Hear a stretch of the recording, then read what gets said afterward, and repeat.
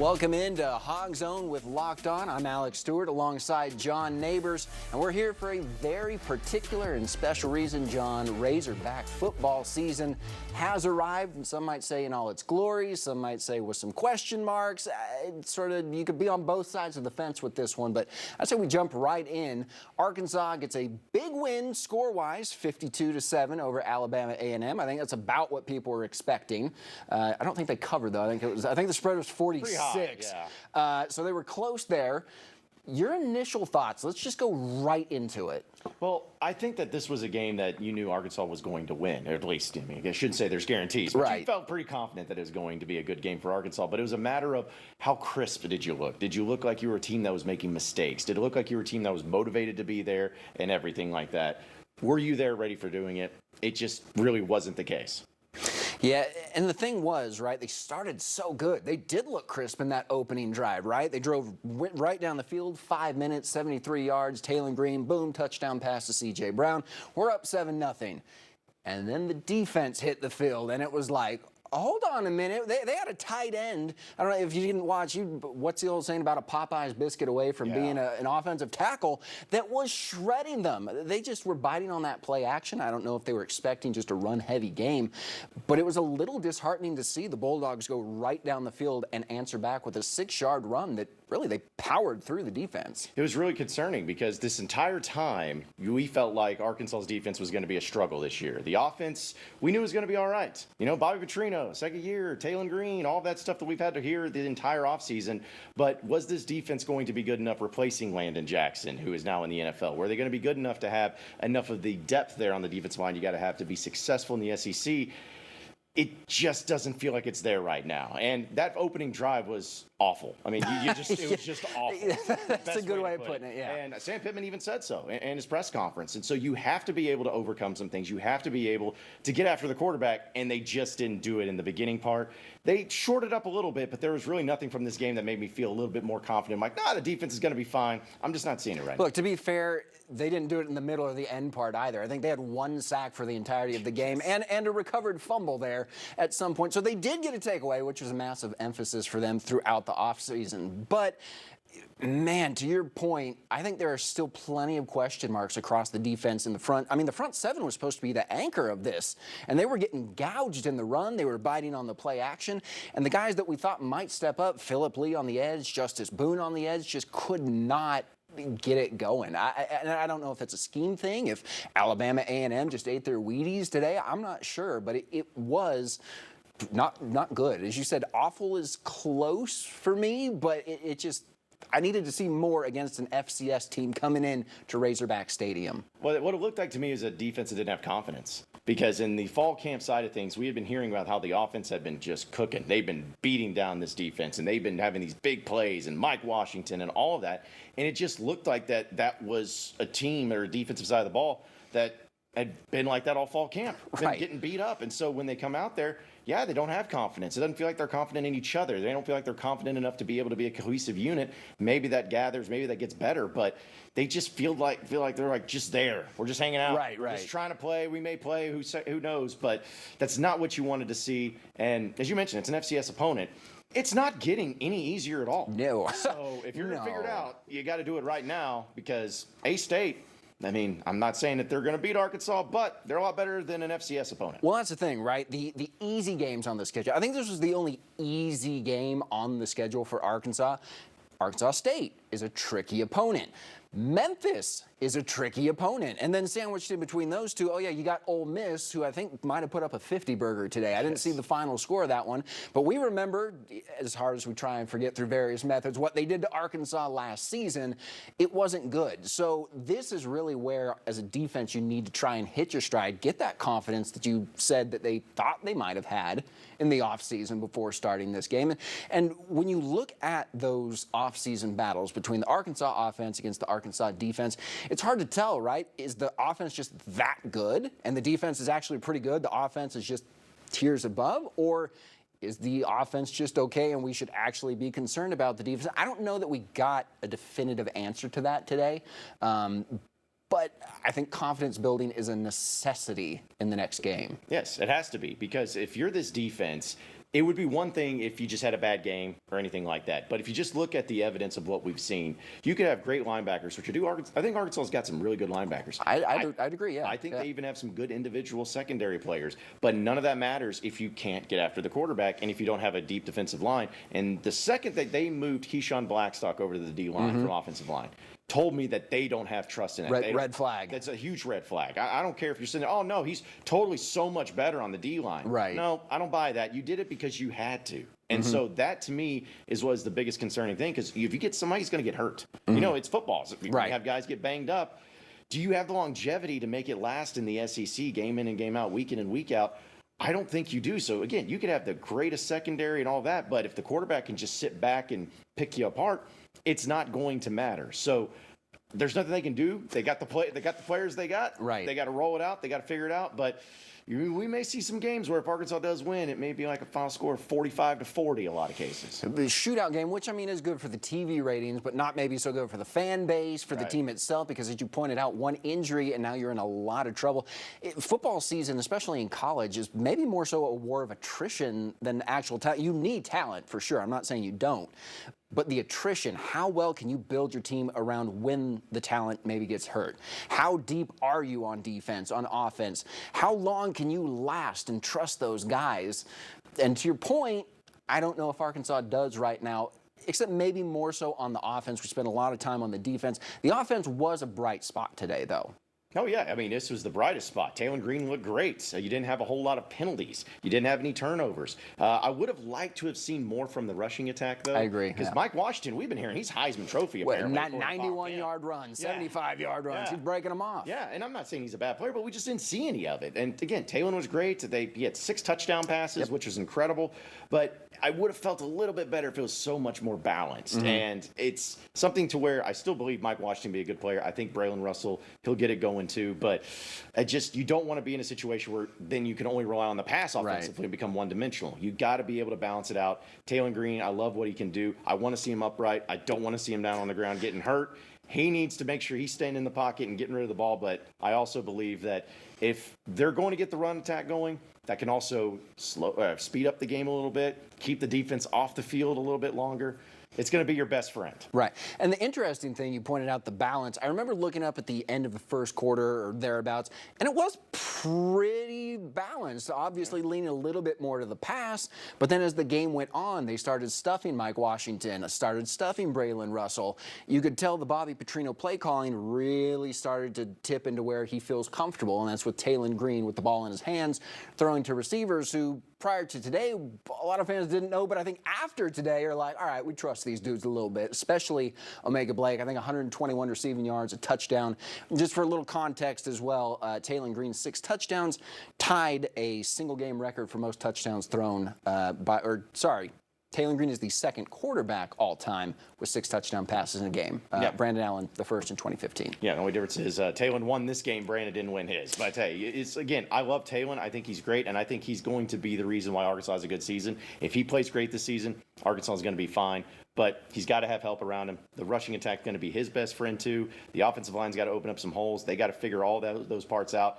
This game's fine. Nothing. It didn't change my mind on anything, but it gets real. I mean, you got Ole Miss in 2 weeks. You got to figure it out. Arkansas State's up next. Make it happen. Come out strong and keep building upon what you got. When you said Taylor Green's got to stay clean, right? And that's with the line. He needs some Tide in the laundry today because he was on the ground and he shouldn't have been against a Bulldog team. Well, look, we have just scratched the surface of this one, John. We're bringing in our third member of our panel, Tyler Cass. But that's all coming up for you after the break, so be sure to stick around. More Hog Zone coming your way.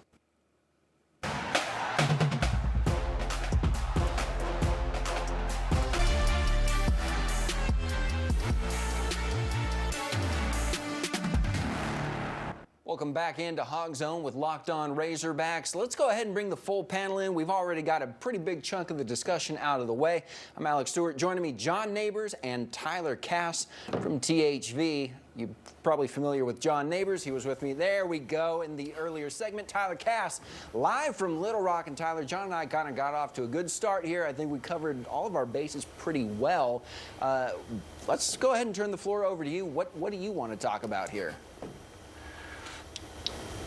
Well, if you guys covered the bases, then I guess I'll go on and get home. No, look, I was listening into what you guys are talking about, and I think you kind of hit the nail on the head in a lot of ways. How much can you really learn from this game from a positive standpoint and a negative standpoint?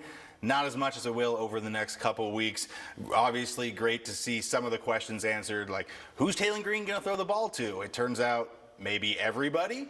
And also the defense, of course, a really weak first quarter, got a little better from there, but I think, John, you were the one who said it. Even when they were, no longer giving up big yards, chunk plays and touchdowns, they still weren't getting a lot of push from that defensive line, which we knew going into the season was a potential weak spot, and especially just not very deep at all. It's what happens when you suddenly have to move offensive linemen over there. And if you can't get push against Alabama A&M, you're not going to be getting to the ball carriers in the SEC. It's almost kind of felt like the inverse of what we saw 2 years ago against Western Carolina. Folks remember that game. Yeah, sure, Arkansas won handedly, but the offensive line couldn't get any push against Western Carolina. I want to say they averaged less than 3 yards a carry in that game, and that season kind of went south after that for similar reasons. So hopefully the second half Arkansas defense and better is what we see going forward. If not, things could get real dicey. I don't know how much of a step forward we necessarily saw from Talon in this one. Bobby Petrino did his Bobby Petrino thing and just scheme up wide receivers with plenty of space to run. I love seeing all the yards after catch. That was a big point of emphasis, I think, in my brain as to where things went right. And then tip of the cap to the special teams as well. I don't think Devin Bale meant to onside kick to himself off a player, but if he can figure out how to make that work consistently, watch out. We've got a whole brand new football play. And then at the very end, Ashton run the long snapper, chasing down and getting a tackle. It's just the kind of effort you like to see across the board. That's what we start to look for at the ends of games like this. Yeah, sure, Arkansas is going to win by 45 points, but the guys who are going to play, maybe not going to play, are still showing that much effort at the end.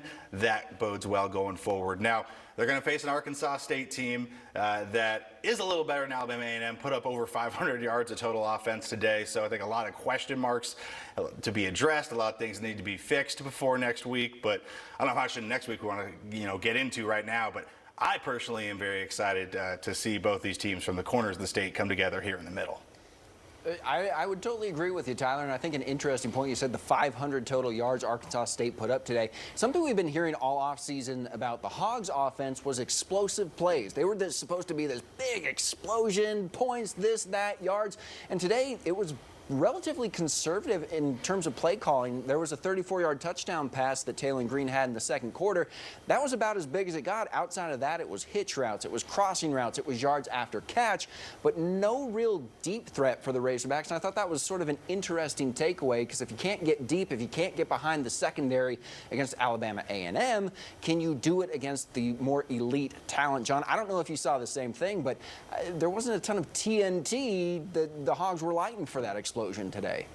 No, not at all. In fact, I felt like the Razorbacks, in some cases, maybe scaled it a little back. But it's always about the way you look at it. Are you glass half full or are you glass half empty? Because a lot of fans are probably going to be looking at some of the aspects of this game and be saying, oh, well, maybe Arkansas, they're waiting to bring out the real crazy stuff once they start playing some other teams. But they were going vanilla by design, at least on the offense and defensive side of the ball, too. And you know what? You can make that argument, and that's fine if you want to. But my point is that if you're going to be a team that's going to be a more physical, a faster team than an FCS opponent, you're going to showcase it no matter what you could do. You could run the wishbone. You could do the triple option out there if you wanted to, but you're going to be more effective because you just have a lot more talent. But I'm hoping that this is something that they can just build upon. This is a confidence building. It was good to see some reps given to other players and some backups, but I want to see if all these explosive plays, and we saw a few of them today, but I want to see if this is something that is going to be consistent. Is that what they're going to rely on? And also, how is Arkansas going to get handled, hit in the mouth by some of these good defenses they're going to be facing, how they respond to the adversity, and also if Taylor Green throws a pick, which, let's be honest, it's going to happen, how does he respond? Explosiveness is great, but you're going to have to be able to power through some adversity as well. And look, ultimately, I think it comes down to just win, baby. If it's death by 1,000 cuts, it is what it is. If you got to chunk out 3-4 yards at a time, it is what it is. And I don't want people to get it twisted, at least from my perspective here, that we're all doom and gloom, that, oh my gosh, the Hogs look so awful. No, they look good. We just have such high expectations. We want them to succeed. We want to see the best version of Arkansas football out on the field. And we think that this is the best way to do it. I think Arkansas looked really, really good today in terms of what they showed. We just want to see the fireworks, right? The explosion, the excitement, the push on the defensive line, which, Tyler, you mentioned. I thought it was sort of interesting. You mentioned the push. You think of push, you think interior line. And that's where Arkansas was supposed to be great with Cam Ball and Ian Gaffard really going in. We knew the edge rushers were a little bit questionable. But, yeah, just no real push. But, again, we're not doom and gloom. We just want the best for this program. Yeah, realism. You know, it's a team that comes in. Let's be honest, with a win total set at I think 5.5 wins. The outside expectations, not in this state, are genuinely kind of low for the Razorbacks. But within the state, obviously, there's usually a bit more optimism, and we've been certainly hearing nonstop optimism from the program for the last couple of months, talking about the improvement, talking about the speed, and then so when you go out, and especially like we've been saying in the first quarter, and you don't quite see that level, that's where the concern comes in. And look, this was never going to be like the UAPB game. Alabama A&M is not quite at that level. They beat up on UAPB last year when those two teams faced off. So I don't think, putting up 75 points and shutting them out was ever truly in the cards. But you guys kept mentioning explosive plays. That's what you want to see. I mean, we did a segment earlier this week where we just picked some fun Arkansas prop bets. And the one I picked to hit was over 4.5 explosive run plays in the first half, defined as 10 yards or more. Arkansas had 0 of those in the first half. They only had 2 all game. We heard so much about Mike Washington, and we got to see in glimpses, but in these non-conference games, I want to see your backs breaking off 10, 12, 15-yard runs. We know you should be able to line up and get 3 to 4 yards every single play against most FCS opponents. You want to see a little bit more. We saw it, especially in the passing game, with how Taylor Green was able to spread the ball around. We didn't quite see it in the run game. And then also from Taylor, there were still a little bit of those things that we saw last year, the decision-making, the quickness that we wanted him to work on, where this year you didn't quite bite him against Alabama A&M, but if he makes the same decisions against an SEC opponent or maybe even an Arkansas State, there could be a little bit of disaster. Sure, there were no turnovers, but there were a couple plays, I think especially there was one screen pass that was almost picked off.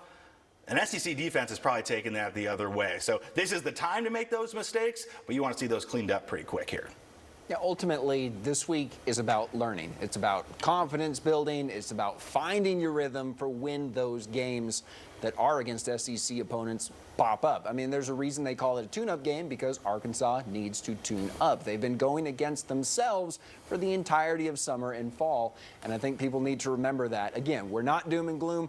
We just want this team to be successful, and we see ways that it can improve. All right, Tyler, John, thank you so much. We're going to go off to a commercial break. When we get back, we're going to wrap up the show.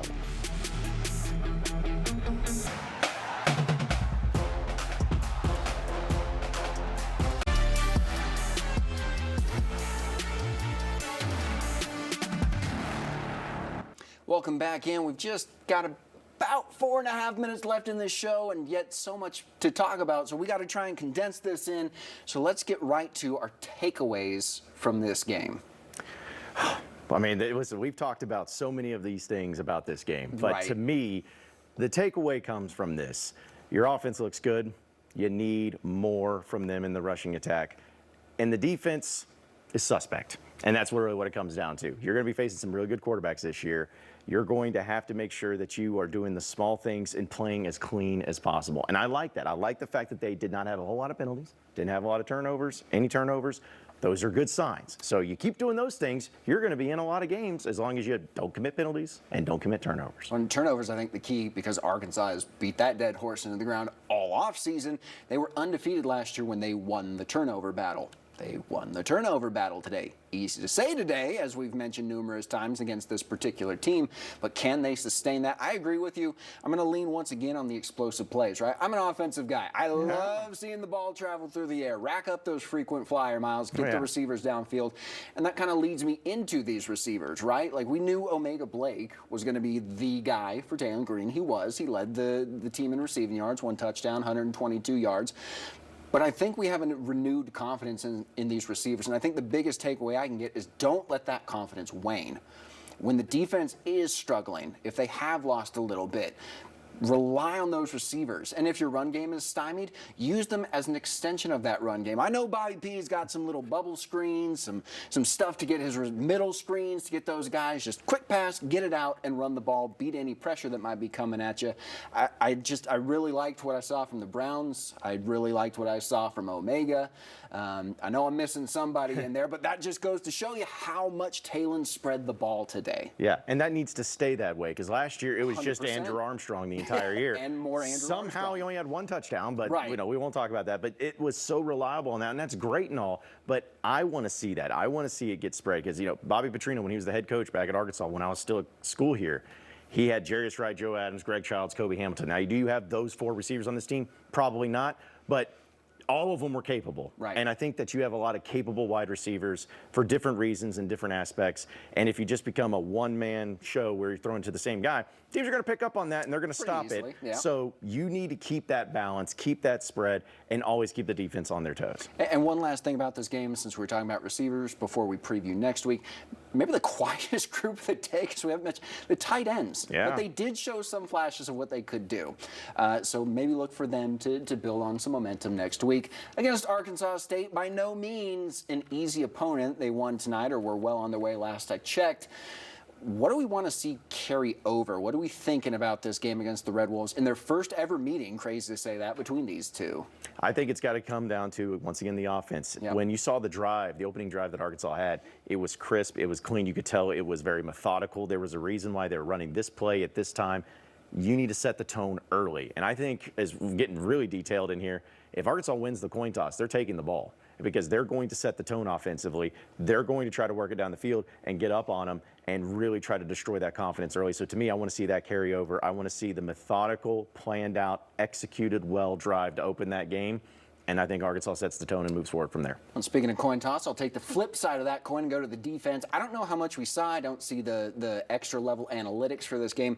But to quote Remember the Titans, you blitz all night. Bring the pressure. They said, look, we're going to bring heat. We trust our guys. We're going to man up. We're going to let our linebackers go. We're maybe send a corner blitz, get weird with the safety. Blitz them. Put the pressure on the Red Wolves. Get the sacks. Stop the runs. Hopefully that's what we see next week. Look, my producers tell me we got to go, John. Thank you so much for popping by, talking some Hogs football. Thank y'all for tuning in. We'll see you again next week, hopefully talking about another Hogs win here on Hog Zone with Locked On.